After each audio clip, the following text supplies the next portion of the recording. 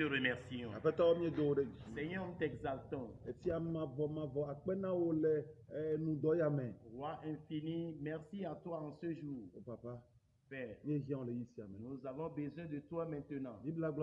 La Bible dit, ou bien le chantre a dit, yes, oh, Ramazon, hola,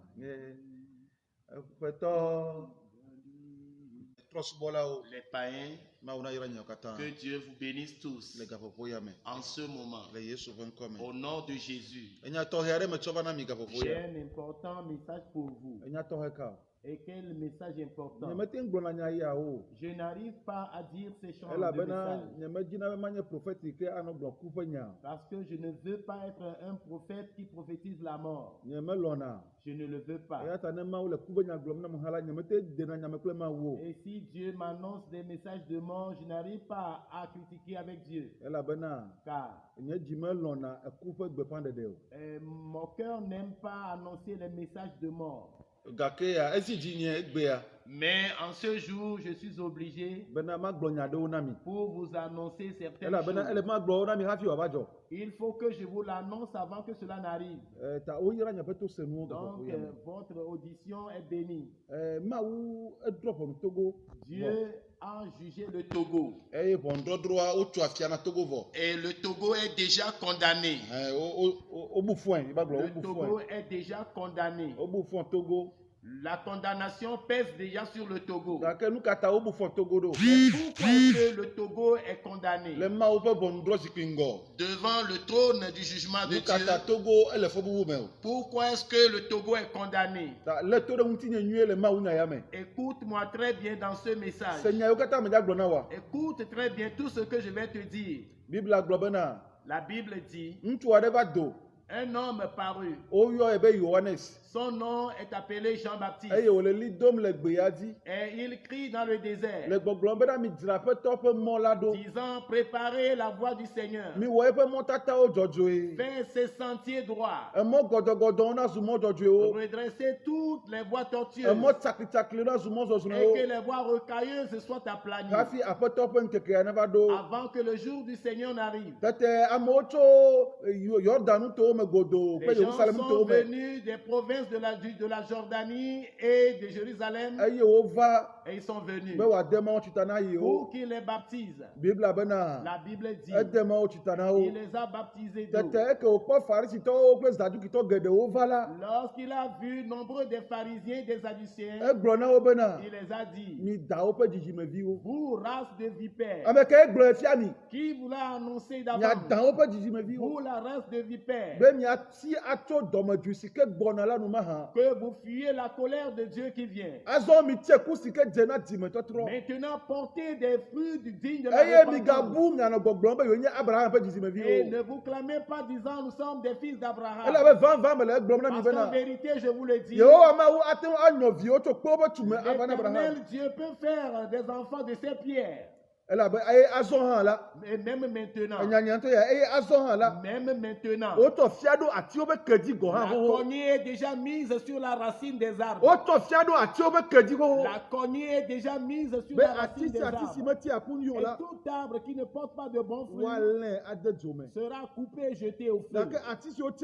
Mais des arbres qui portent de bons fruits, ils seront émondés pour qu'ils produisent d'abondance. Et la cognée est sur la racine des Togolais. Dieu a déjà mis la cognée sur la racine des Togolais. Pour que les méchants puissent s'en aller du Togo. Écoutez-moi très bien. Pourquoi Dieu juge le Togo, c'est ça que je vais vous annoncer. La Bible dit qu'on ne se moque pas de Dieu. Ce que l'homme a semé, c'est ça qu'il va moissonner. Celui qui a semé selon sa chair récoltera de mauvaises choses selon la chair. Il récoltera la mort selon la chair. Mais celui qui sème selon l'esprit, il récoltera la vie éternelle selon l'esprit. Il récoltera la vie éternelle. Celui qui sème selon l'esprit. C'est pourquoi la Bible dit faisons du bien. Si nous ne sommes pas faiblis en faisant du bien, nous allons récolter en son temps. Maintenant que nous avons encore de l'opportunité, faisons du bien. Dieu dit ce que l'homme sème, c'est ce qu'il récolte. Ce que l'homme sème, c'est ça que l'homme récolte. Peu importe la puissance de la personne, peu importe la force de la personne, peu importe ton armement que tu disposes, peu importe les charmes que tu as, peu importe les fétiches que tu disposes, quand tu sèmes des mauvaises choses, tu vas récolter de mauvaises choses. Ainsi est la parole de Dieu. Un jour, il y avait un roi. Ce roi, son papa était un bon roi. Son papa se nomme Josaphat. Et il les a engendrés nombreux. Lorsqu'il allait mourir, il les a cédés des bénédictions. Et il a pris son jeune fils et il le fit roi. Son aîné, il fit roi son aîné. Et il s'appelle Yoram. Lorsque Joram a commencé son règne, quand tu vas régner, entoure-toi de bons hommes. Entoure-toi de bons hommes. Yoram a épousé la fille et ceux qui connaissent la Bible, ils connaissent celui qui est Achab. Et il a pris la fille d'Achab, la fille de Jézabel. Et Jézabel lui a montré de faire de mauvaises choses. Et il a pris l'épée. Et il a tué ses 8 frères. Les 8 frères les a percés d'épée. Et la Bible dit l'Éternel s'est irrité. Mais l'Éternel n'a pas détruit la maison de David. Parce que l'Éternel a promis à cette maison. Mais l'Éternel Dieu, il va juger Joram à cause des péchés qu'il a commis. Et Élie lui a envoyé un message. Yoram, qu'est-ce que tu penses avoir fait? Ton papa a marché devant toi. Il a marché dans les empreintes de David. Mais toi, Yoram, tu as marché dans l'empreinte de David. Et tu as tué tes frères. Ceux qui sont meilleurs à toi. Ils sont meilleurs à toi. Tu as enlevé tout le jugement de Dieu. Écoute le jugement de Dieu. Écoute. Toutes tes richesses, tu les perdras en un seul jour. L'argent, l'argent, tu les perdras en un seul jour. Et toi-même. Et tu seras atteint du fond de ton intestin. Tu vas chier tous tes intestins. Tu vas chier tous tes intestins avant de mourir. Et quelques jours après, les gens d'Arabie sont venus. Les Moabites sont venus. Ils ont ramassé toutes ces richesses. Et dans la maison du roi. Et ils ont amené toutes ces femmes. Et il lui restait son Benjamin. Il n'a plus d'argent. Il n'y a plus rien. Ce que Dieu a dit, c'est accompli. C'est accompli. Dieu a jugé, c'est accompli. Et en même temps, il a eu le mal de ventre. Et il a atteint de cancer. Et il a atteint le cancer de quand il va chier, il fait il chie ses intestins. Ce que l'homme sème, c'est ça qu'il récolte. La Bible dit que le cœur de est méchant par-dessus tout. Le cœur de l'homme est tortueux par-dessus tout. Il peut connaître le cœur de l'homme. C'est moi l'Éternel qui sonde les cœurs. Et je sonde les reins. Je rétribuerai tout homme selon ses actes. Mes frères, qu'est-ce que tu as semé? Dieu pardonne tout péché. Dieu pardonne tout péché. Mais si Dieu voit que le pécheur ne veut pas se repentir, Dieu le juge. L'Éternel Dieu a dit, est-ce que la mort du méchant me plaît? Non. La mort du méchant ne me plaît pas. Mais que le méchant se repente, c'est ça que je veux. Mais si le méchant refuse de se convertir, il dit, toi, fils de l'homme, dis au méchant que tu vas mourir, tu vas périr. Et si le méchant, s'il change, il a sauvé sa vie. S'il ne change pas, son sang lui sera demandé sur sa tête. Votre sang vous sera sur votre tête au Togo. Si tu ne veux pas changer, tu porteras la peine de ton propre sang. Parce que King te l'annonce. Moi, King, qui te parle. Je connais les projets de Dieu. Je connais les désirs de Dieu. Et Biliam était divinateur. Mais il a dit, qui est Biliam? Biliam, il est sur, même quand il se courbe, il voit en l'air. Il voit dans les cieux. Il connaît celui qui connaît les pensées de Dieu. Il connaît les projets de Dieu. Il a dit au roi de Moab, je le vois de loin. Ce n'est pas maintenant. Je le vois de loin. C'est très très loin. Car je vois une étoile sortie de Jacob. Je vois une éclate sortie de Jacob. Et il va briser les flancs de Moab. Il va briser les flancs de Moab. Qui est King? Celui qui connaît les projets de Dieu. Celui qui connaît ce que Dieu va faire. Celui à qui Dieu a parlé. Je te l'ai dit. Écoute-moi très bien. Il y a certaines années qui sont passées. Je suis allé chez certains. Parce que Dieu m'a dit leur jugement. Et je suis allé chez eux. Je les ai conseillés. Mais ils ont refusé de m'écouter. Ils ont refusé. Après 5 mois, ce que Dieu m'a dit concernant ces choses, le malheur qui va s'abattre sur eux, le malheur s'est abattu. Et ce jour, un ministre, et ce grand était un ministre, il m'a appelé au téléphone. Que King, ce que Dieu t'a dit, tu m'as dit 5 mois, comme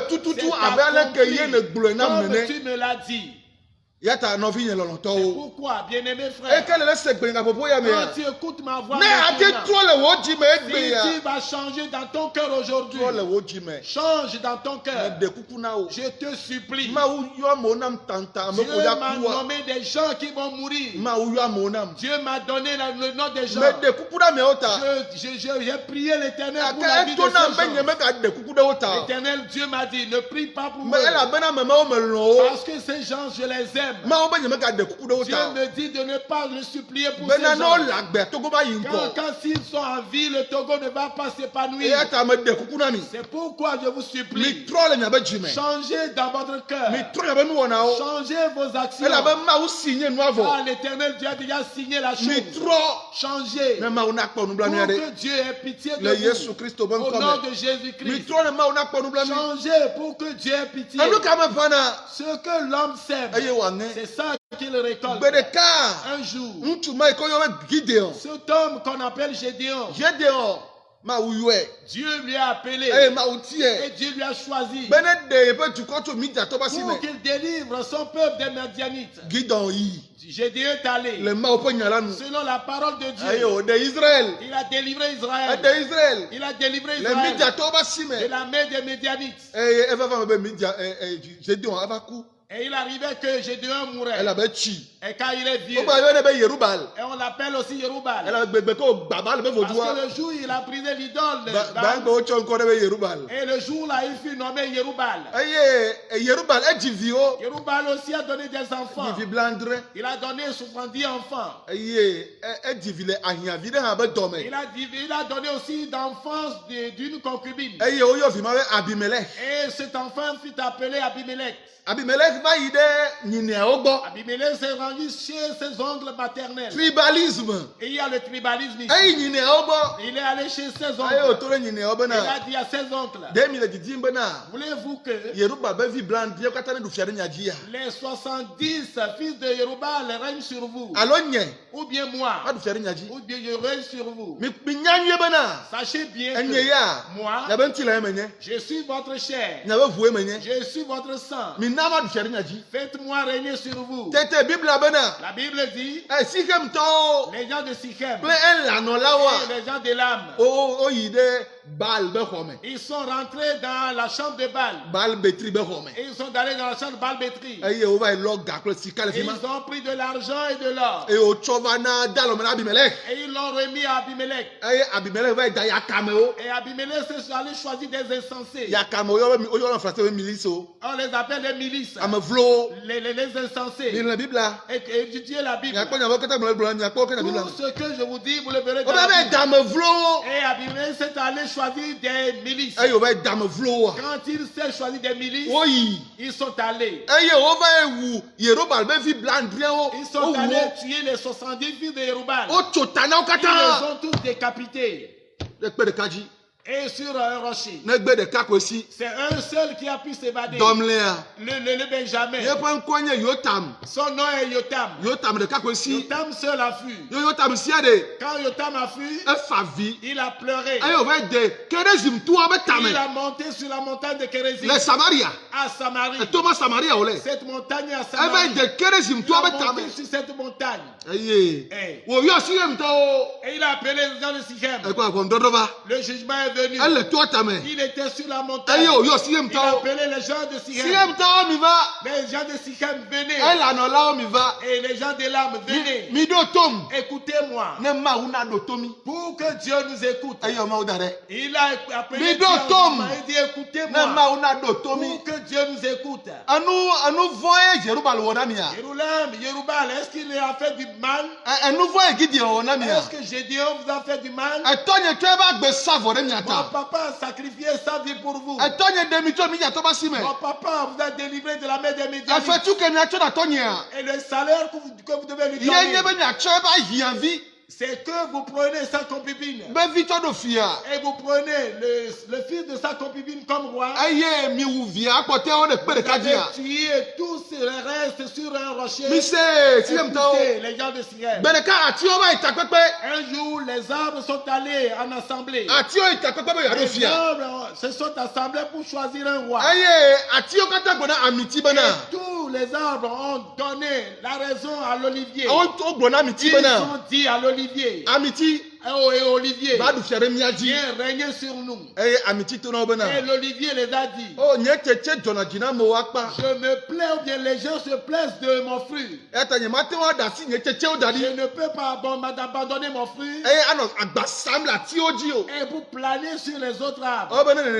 Il dit si on est ici. Oh figuier, viens régner sur nous. Le figuier a dit, mes fruits plaisent aux humains et à Dieu. Je ne peux pas les abandonner pour régner sur vous. Ils sont allés chez la vigne. Oh vigne, viens régner sur nous. La vigne a dit, et mes fruits sont doux. Et cela plaît aux hommes. Cela plaît aux dieux. Je ne peux pas abandonner à ces fruits pour venir régner sur les arbres. Et les arbres ont vu. Ils sont allés chez les forêts d'épines. Ils sont allés chez les forêts d'épines. Que forêt d'épines, viens régner sur nous. Et la forêt d'épines a dit ah bon, ok, merci. que j'ai écouté. Si vous-même vous-même. Vous m'appelez pour régner sur vous. Écoutez. Vous devez vous assujettir sous moi. Si vous ne vous assujettissez pas, et le feu sortira de moi pour vous consumer. Le feu sortira de moi pour vous consumer. Yotam a dit, vous écoutez, ce sont mes paroles. Et le feu sortira d'Abimelech pour consumer les gens d'Abimelech, Sichem. Et il brûlera les gens de là. Et les gens sortira des gens de Sichem. Le feu sortira. Le feu sortira. Le feu sortira des gens de Sichem. Et il consumera Abimelech. Et Yotam a fui. C'est accompli ou pas? En peu de jours, le feu est venu. Et la forêt d'épines qui est Abimelech, le feu est sorti de lui. Et il a consumé les gens de Sichem. Et le feu est sorti des gens de Sichem. Et il a brûlé Abimelech. Ce que Yotam a dit, c'est accompli. La Bible dit qu'on ne se moque pas de Dieu. Dieu, on ne se moque pas de lui. Le 11 novembre 2019. Le 11 novembre 2019, Dieu m'a dit que les Togolais se sont moqués de lui. Qu'il va les juger. Qu'il va tuer nombreux de gens. Mais ce 11, le 11 avril, Dieu me dit encore, que des choses vont se détruire. Je ne peux pas vous annoncer ces choses. Mais j'ai pitié des Togolais. C'est avec pitié que je vous annonce ces choses. Parce que je ne veux pas la mort des gens. Que la personne vive. C'est ça que je veux. J'ai pitié des Togolais. Parce que je connais le Dieu qui m'a parlé. Quand il parle, il le fait. Dieu ne change pas. Il ne change pas de ses paroles. Tout ce que Dieu dit, Dieu l'accomplit. David et Saül. Saül disait qu'il cherchait du mal à David. Et il a entendu que David était dans le désert d'Engedi. Il a pris 3000 soldats. Ils sont allés capturer David. Lorsqu'ils sont allés, Saul est allé pour chier dans une caverne. Lorsqu'il s'y est rendu, David était dans la caverne. Et lorsque Saül chiait, et on a dit à David, c'est ton ennemi ça. C'est Saul. Tue-le en même temps. Dieu te l'a livré.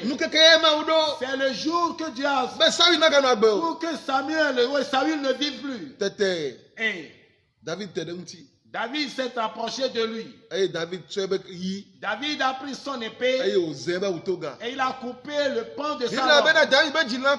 Et la Bible dit que le cœur de David a sursauté. Et David s'est revenu. Que je ne peux pas tuer cet homme. Parce que c'est un oint de Dieu.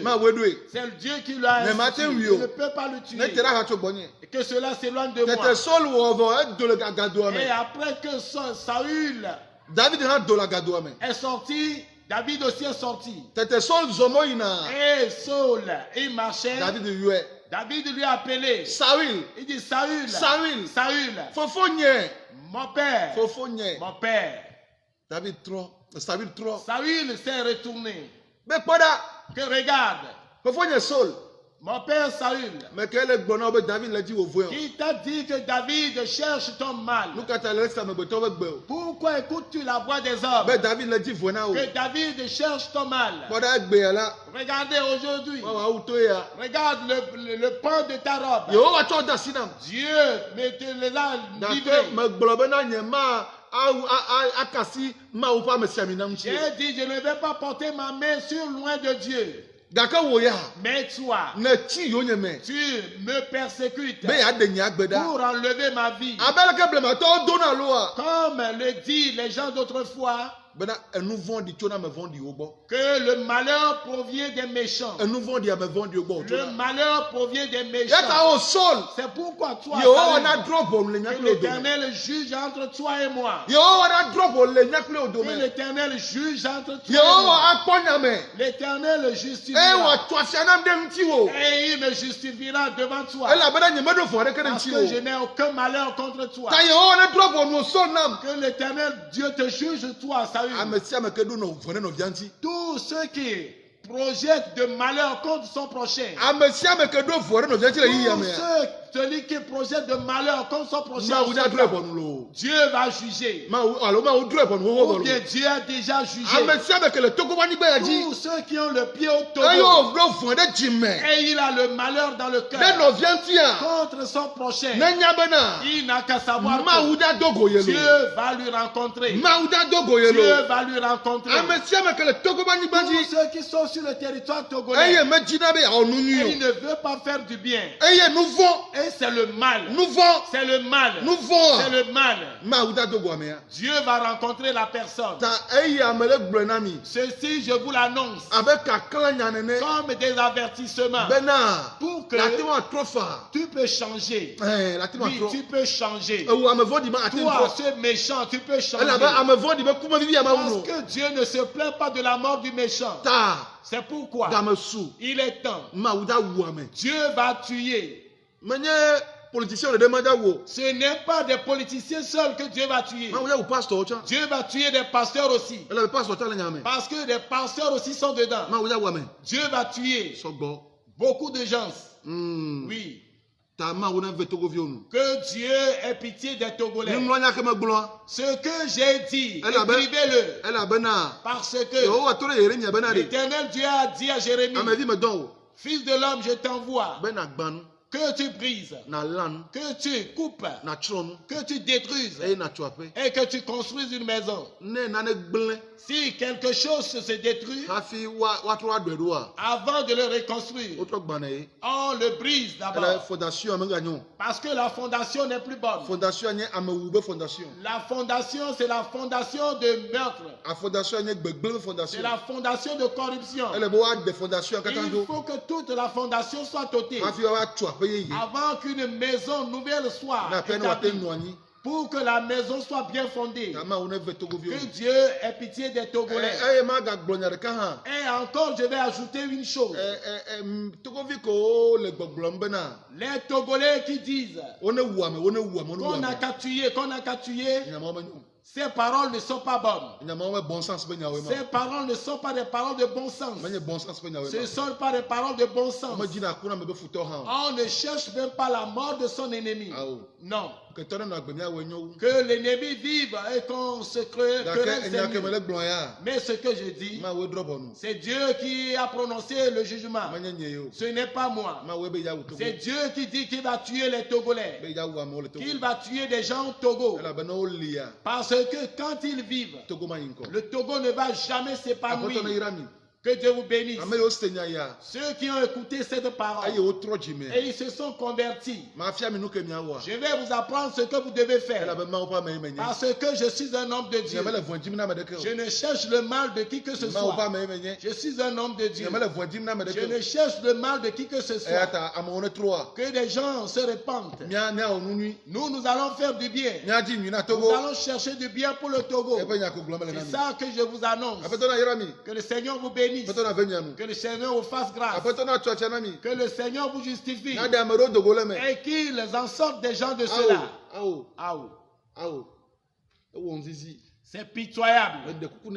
Et je lui ai supplié, il a refusé. Je l'ai supplié 2 fois de suite. Je l'ai supplié 1 fois et 2 fois. Qu'il les abandonne. Mais il a dit non. Qu'il ne va pas les épargner. Cela m'a fait pitié. Que Dieu vous bénisse. Au nom de Jésus-Christ. Amen.